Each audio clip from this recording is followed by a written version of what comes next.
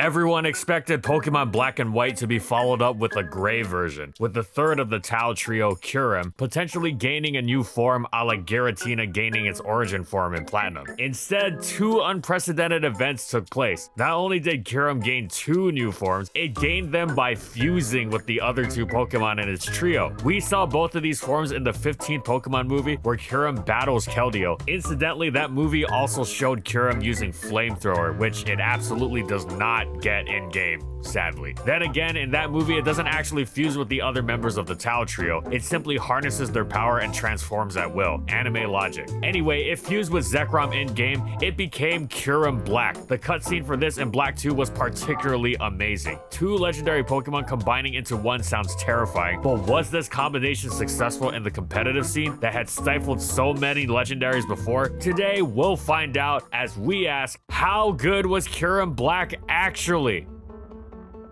And in this video, we'll be going over these competitive formats.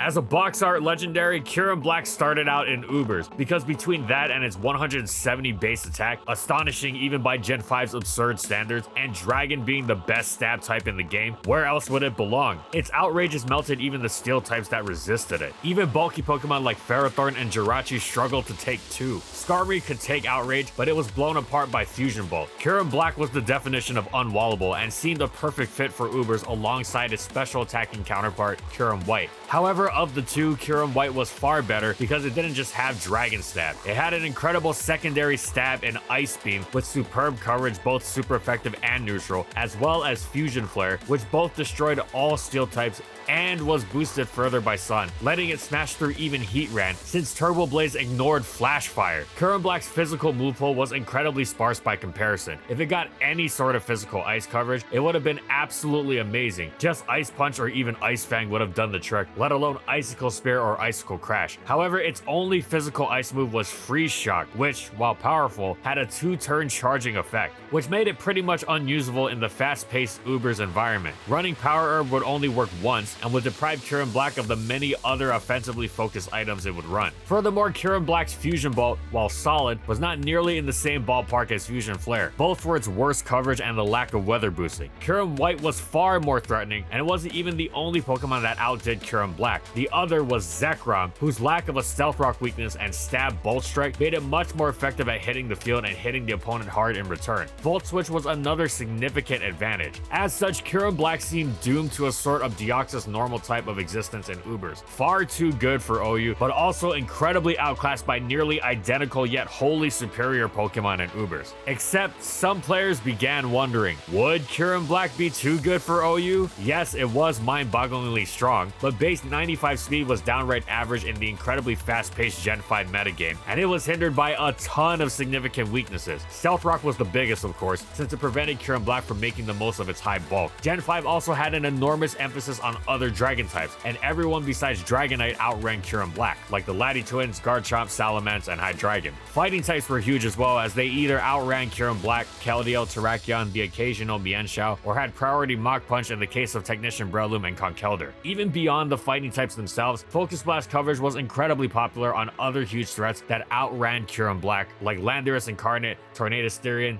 Thundurus, Alakazam, and Gengar. OU's defining priority move, Scizzor's Bullet Punch, also smacked Kyurem Black super effectively, as did another popular Steel-type move, Scarf Jirachi's Iron Head. Furthermore, though they were not hard counters, the popularity of Ferrothorn, Heatran, Fortress, and bulky Jirachi didn't do Kyurem Black any favors. Indeed, in the chaotic environment of early Black and White 2 OU, one would be hard-pressed to call Kyurem Black broken. It was a comparatively slow wall breaker in a metagame characterized by faster offensive Pokemon that slugged it for super effective damage at every corner. It struggled to safely find opportunities to switch in, let alone destroy everything. How could that be broken? The sentiment eventually spread, and Kyurem Black was brought down for a test in OU, where it proved to not be overwhelming and joined the tier proper. The timing of the test was intensely controversial though. The metagame was overrun by several incredibly broken threats that would later be banned. In addition to the aforementioned Landorus Incarnate and Tornadus, Deoxys defense was also wreaking havoc, and all three of these were nothing compared to the fact that one of the most obscene Pokemon ever allowed in OU, Genesect,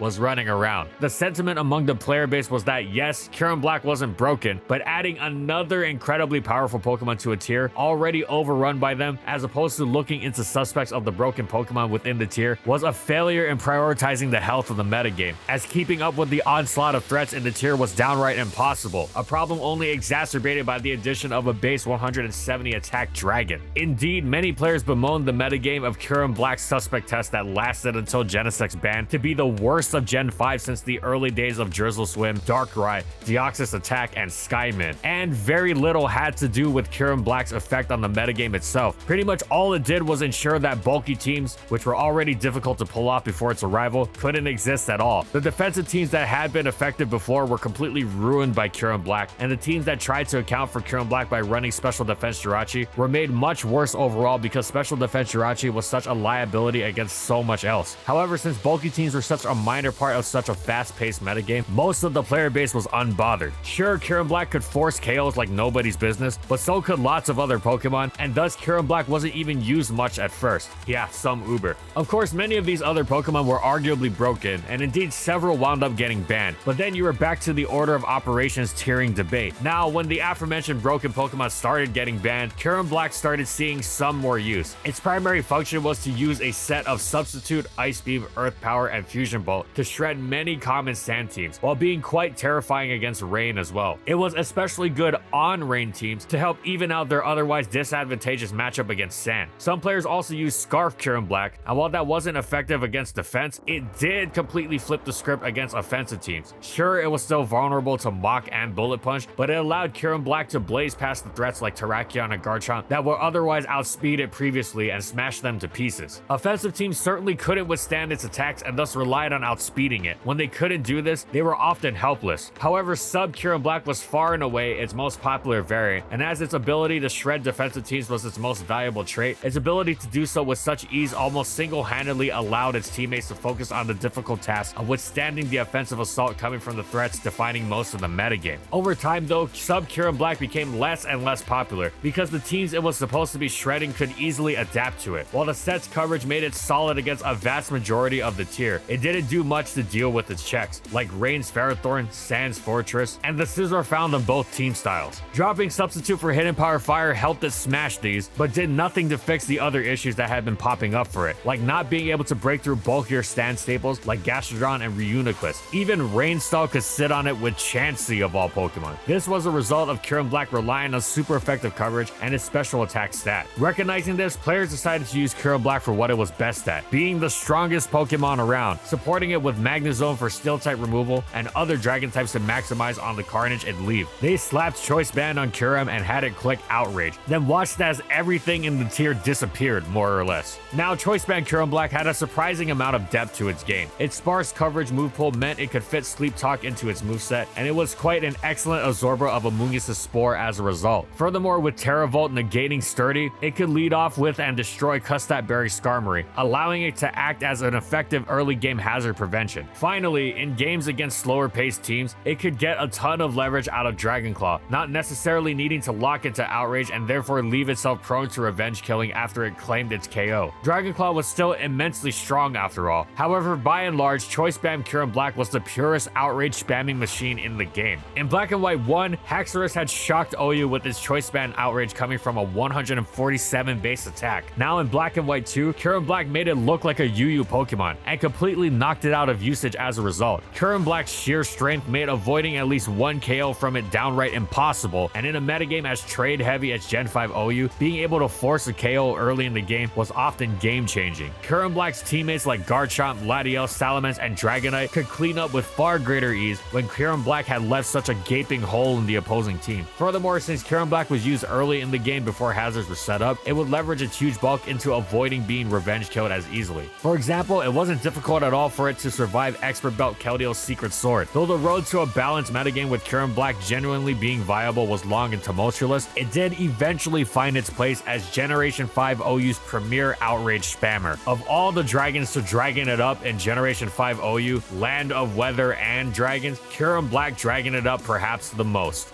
The addition of fairy types in Generation 6 ensured that, barring some serious buffs, the idea of Kyurem Black being too much for the metagame was to be left in those halcyon days of early Black and White 2. Previously, it had abandoned its coverage-heavy approach for raw power, which nothing could withstand. Now, with Pokemon like Clefable, Azumarill, Mega Mawile, Mega Gardevoir, and later Mega Diancie running around, to say nothing of those early X and Y days with Aegislash and its King Shield almost as perfect an answer, Kyurem Black's Choice Band Outrage couldn't even dish out damage, let alone force a KO anymore. Plus, it was naturally overlooked early on when there were so many faster, powerful offensive threats that destroyed it running around. Landorus Incarnate had returned, Thundurus Incarnate, Latios, and Keldeo were three of the best and most popular Pokemon around, and both Mega Charizard smoked it as well. Kyurem Black did start seeing use eventually, but bizarrely, it was for its defensive capability. Now, it wasn't a wall or anything, it simply slapped on an excellent new item Gen 6 had added, Assault Vest, and suddenly became so good at shrugging off the metagame's special attacks, it was dubbed the Immortal by the player base. You could never break through it on the special side. For all the flaws its half ice typing brought defensively, the combination of water resistance, ice neutrality, fire neutrality, and grass resistance allowed Kyurem Black to withstand anything the terrifying Protein Greninja wanted to throw at it with utmost ease. Kyurem Black also devoured even the stronger super effective special attacks thrown at it. Latios' Draco Meteor, Mega Gardevoir's Hyper Voice, and Focus Blast from Thundurus, Landorus, and Mega Charizard Y. This was amazing because it didn't just let Kyurem Black withstand their hits, it gave it opportunities to fire off its powerful attacks. Even with the Assault Vest set's complete lack of offensive investment, its natural power and great coverage, especially when paired with Magnezone for Ferrothorn and Mega Scizor as it often was, meant frailer offensive teams had a nightmare of a time dealing with Kyurem Black as well. It wasn't just good at withstanding special hits either. With bulk investment at high health, it had no problem tanking hits as strong as Mega Charizard X's Dragon Claw, Terrakion's Close Combat, Garchomp's Outrage, Azumarill's Play Rough, and Bisharp's Life Orb Ironhead, while something like Talonflame Bravebird was borderline laughable. But as the offensive metagame gave way to the slower, more balanced spikes-focused OU of late XY and early ORAS, Assault Vest Kyurem Black's defensive services were no longer needed. However, the memory of the Immortal lives on in those who experienced it. Seeing as the teams popping up were now more defensive, Kyurem Black's offensive services were what was needed. A few players still experimented with Choice Band, which was devastating if it worked. However, it took too much prediction to work consistently. The mixed set, on the other hand, returned with a vengeance. Now it had been dealt significant blows beyond just the addition of the Fairy type Clefable. Of course, this was important because as strong as Life Orb Ice Beam was, it wouldn't always be able to break through Clefable, and as such, Kyurem Black struggled to add the useful but difficult to fit Iron Head into its already cramped moveset. It needed Ice Beam, and from there it had 3 slots with which to fit Earth Power, Fusion Bolt, and Roost. These 3 moves were the most powerful by far, but also Hidden Power Fire and of course Iron Head. However, beyond that, Kyurem Black additionally suffered from Ice Beam's base power being lowered from 95 to 90 in Gen 6, as well as Hidden Power dropping from 70 to 60 base power. In spite of these nerfs though, mixed Kyurem Black remained terrifying, slicing through a huge portion of the metagame, including defensive staples like Gliscor, Slowbro, Heatran, and Skarmory. With a lack of permanent sand, it can now justifiably run Life Orb to hit incredibly hard, especially since it was now easier to clear hazards through a buff to Fog, and the lack of spin blocking making rapid spinning easier as well. Kyurem Black was one of the tier's most renowned wall breakers for its reliability in dismantling defensive cores, which were otherwise quite reliable in the face of the rest of the metagame's offense. And as a bonus, unlike most other wall breakers, it packed actual defensive utility. It was a great check to Manaphy, another one of the scariest threats in the tier. It was so useful in this vein, in fact, that Manaphy sometimes began running Dazzling Gleam just to hit it super effectively, and that was no mean feat, considering how strapped for moves Manaphy already was. Kyurem Black's usefulness against offense extended beyond checking Manaphy though. It was also a terrific answer to Superior, and generally found opportunities to fire off its powerful attacks against staples of offensive teams like Rotom Wash, Heatran, and Tank Garchomp. And so Kyurem Black was a highly effective part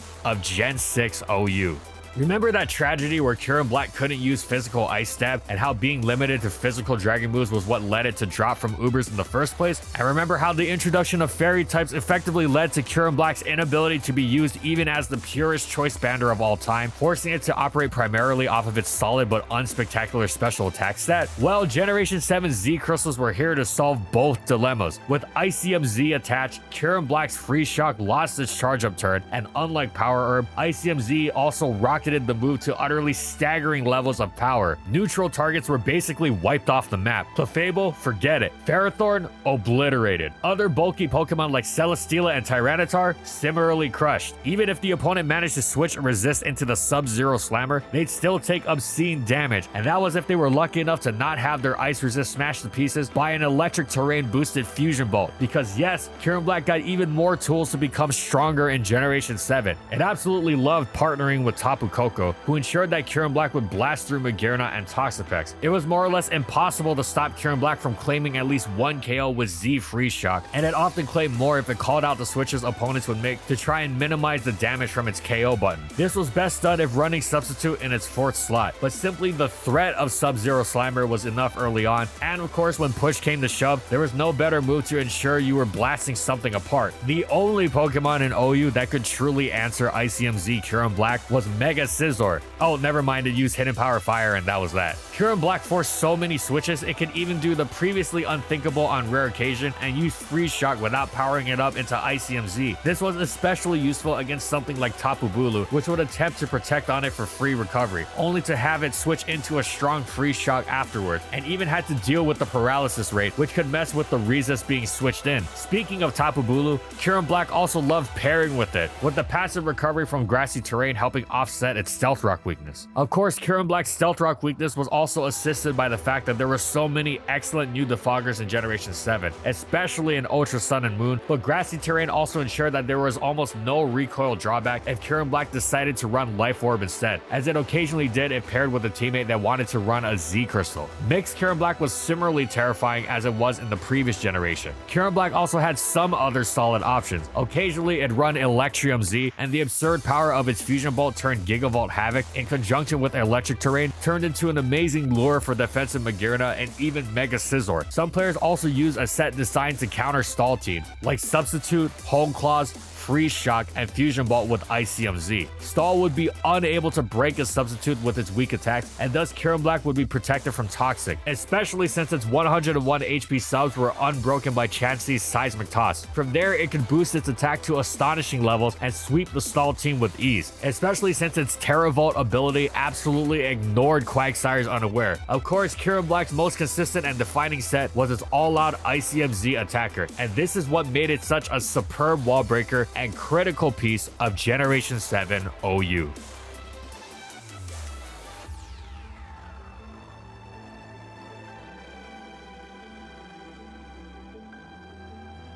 So, Generation 8 removed Z moves, so much for Freeze Shock fun. Using it in and of itself wasn't nearly as effective if it couldn't threaten Sub-Zero Slammer. However, Gen 8 more than made up for this because it finally gave Kyurem Black an alternate physical ice stab move. Icicle Spear. Oh, and it also got Dragon Dance. Oh, and because that wasn't enough, it also got heavy duty boost, so it would be completely unbothered by all the entry hazards in the world and would effortlessly, with no need of support from its teammates, remain at high health, allowing it to leverage its impressive bulk as much as possible to unleash maximum terror with its appalling threatening new attacks. Such a different song was being sung than that of Generation 5's. The player base was utterly screaming to ban Kyurem Black as soon as possible. Its only reliable check was Melmetal. Everything else got absolutely shattered once Kyurem Black set up a Dragon Dance, not only becoming incredibly strong, but also finally allowing it to outspeed those opposing offensive threats like Dragapult, which would otherwise revenge kill it, and cleave through everything with insanely powerful boosted Icicle Spears and Fusion Balls. And as a result, it didn't take long for Kyurem Black to be banned from OU. With Dragon Dance, Kyurem Black finally looked to make a name for itself in the Uber tier it had originally been cast out of, and at first it did an incredible job,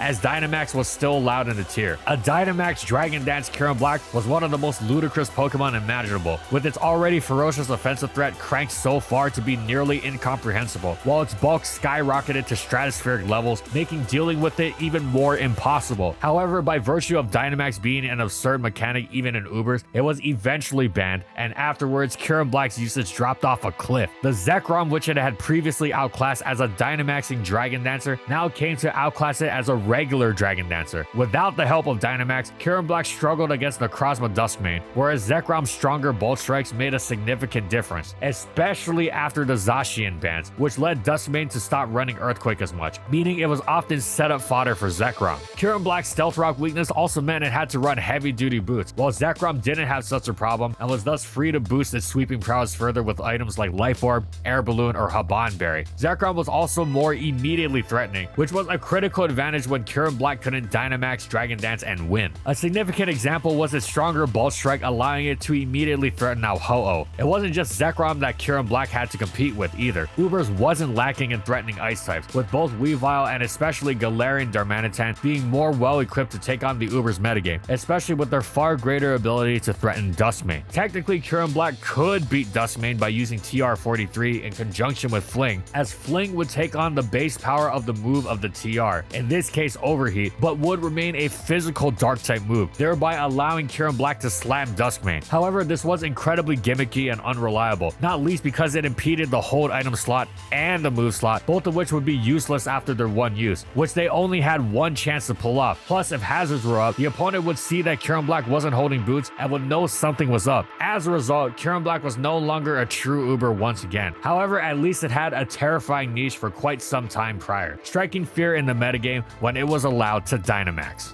And that's it. So how good was Kyurem Black actually? Well, its drop from Ubers was initially shocking and the timing almost certainly terrible, but thanks to its significant flaws, it proved itself to be more of an OU Pokemon over the course of the next 3 generations. Of course, for all those flaws, it was also one of the most terrifying Pokemon around and made a name for itself as one of OU's best wall breakers. Then Generation 8 came and it finally delivered on the Ubers-worthy promise you'd think of when gazing upon the enormous base 170 attack stat by giving Kyurem Black both the incredible boosting option of Dragon Dance and the reliable physical ice stab it have craved for so long. It was even a terror for quite some time in Ubers, as Dynamax turned it into one of the scariest Pokemon around even there. Sadly, it lost its niche after Dynamax was banned, but still, Gen 8 was its most successful by far. So all in all, Kyurem Black's competitive history has been a fascinating study in crippling flaws and brutal power. Thanks for watching, everyone, and as always, if you liked the video and you want to see more, be sure to subscribe to False Swipe Gaming for more weekly Pokemon content. And in the comments, I want to know, what do you think about competitive Kyurem Black? Would you want it in Scarlet and Violet OU? Whatever it is, let me know in the comments. Also, thank you so much to our patrons for continued support of our videos, and thank you to everyone else watching as well.